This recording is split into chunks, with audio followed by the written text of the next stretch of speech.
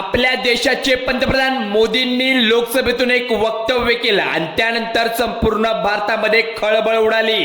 Hotel बंद, mess बंद, petrol पंपावर रांगा आणि गॅस मिळत नाही, शहरातील लोक परत पुन्हा गावाकडे जात आहेत आणि या चर्चेत सुरुवात झाली ते म्हणजे पंतप्रधान नरेंद्र मोदी यांनी लोकसभेत केलेल्या एका वक्तव्यामुळे।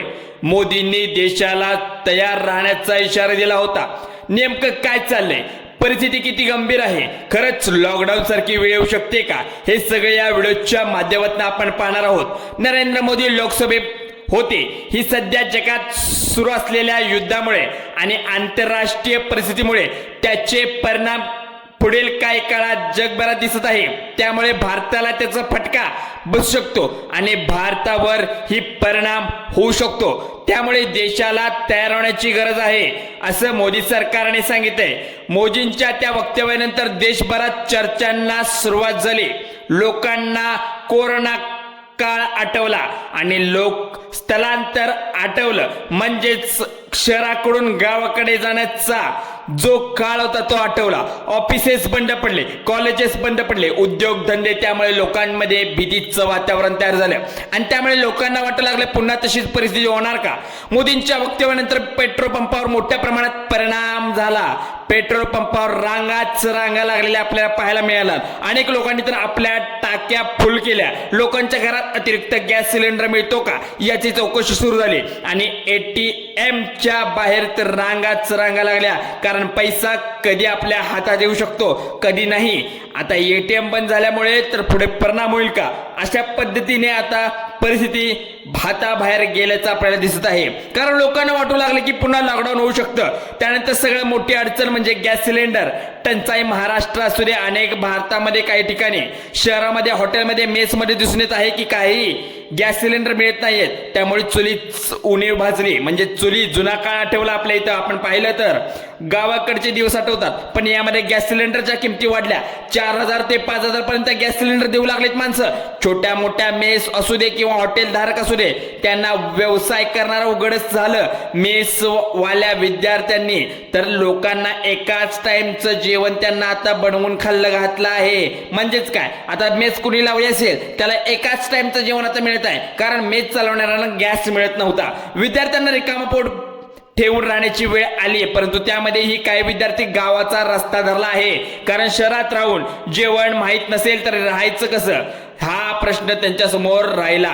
म्हणजेच काय, जेवण मिळालं नाही तर शहरात राहून काय उपयोग आहे। व्यवसाय बंद पडले, गॅस मिळत नसल्यामुळे घरगुती गॅस सिलेंडर मधून गॅस रिफिल करून व्यावसायिक व्यापारासाठी म्हणजे हॉटेलसाठी वापरत असल्याची अशी खबर लोकांपर्यंत आता पोहोचली आहे। म्हणजे बेकायदेशीर हा उपाय त्यांनी केलाय इथं सांगण्यात येत आहे, पण परिस्थितीमुळे काही व्यावसायिक असे निर्णय घेणे महत्वाचे आहे। जास्त तुटवडा कमी गंभीर, म्हणजेच कल्पना करा जास्त तुटवडा झाल्यानंतर काय परिस्थिती होते। अशाही हळूहळू शहरामध्ये काळ म्हणजे जे काय होतं, आता या परिस्थितीमुळे कामकाज बंद पडलेलं आपल्याला इथं पाहायला मिळते।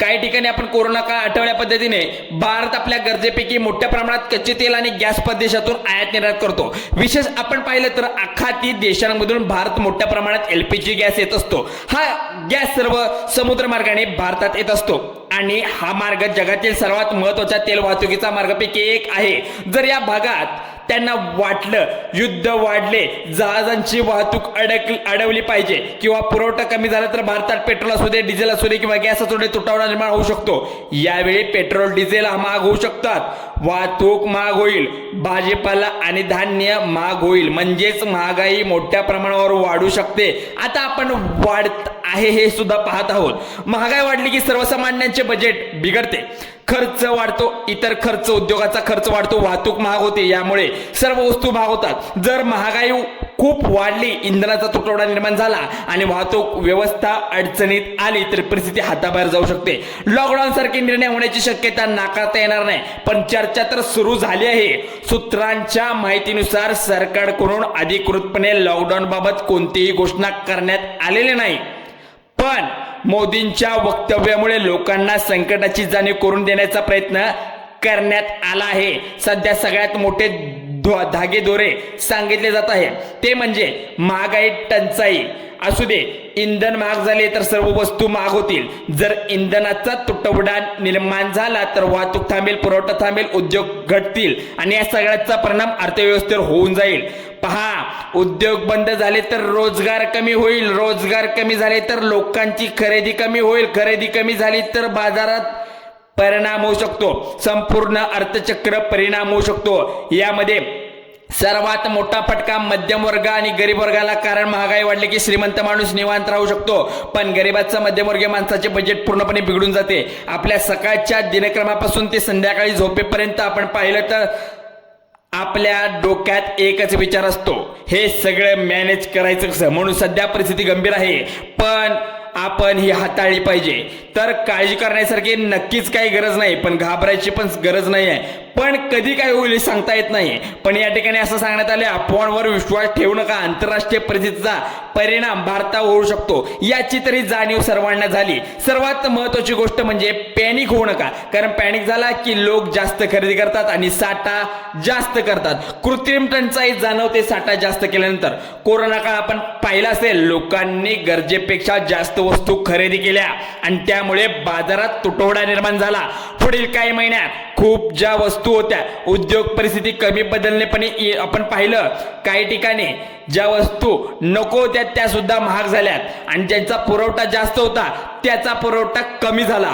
बघा, म्हणजे जे हवं होतं ते मिळालं नाही आणि नको होतं तेच गोष्टी मिळत राहिल्या. त्यामुळे सरकार परिस्थिती नियंत्रणाच्या बाहेर जाऊच्या आधी तुम्हाला हे सांगत आहे. आता एक गोष्ट मात्र नक्की आपण पाहिली, जगात काही मोठी गोष्ट घडली की त्याचा परिणाम भारतावर नक्कीच होतोच. पेट्रोल, डिझेल, गॅस, महागाई, वाहतूक, उद्योग, रोजगार सगळ्याच गोष्टी एकमेकांशी जोडलेल्या आहेत. मोदी लोकसभेत केलेल्या वक्तव्याने फक्त एक भाषण नव्हतं, तर कदाचित देशाला सावध राहण्याचा इशारा होता, असे काही लोकांचे मत आहे. पुढे काय होणार हे कोणी सांगू शकत नाही, ठामपणे सांगू शकत नाही, कारण परिस्थिती बदलू शकते. लॉकडाऊन सारखी परिस्थिती येऊ शकते.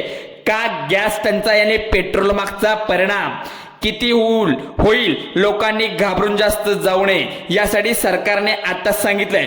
तुमचं मत आपल्या कमेंटमध्ये नक्की कळवा, कारण की आपण डेली अपडेट ह्या आत्ताच्या युद्धाची, युद्ध थांबल्यापासून युद्ध होऊपर्यंत आत्ता जी खबर आहे ते आपण तुम्हाला पोहोचवत आहे. चला, तर व्हिडिओ आवडल्यास लाईक करा, शेअर करा आणि मराठी हेल्पलाईनला सबस्क्राईब करायला विसरू नका.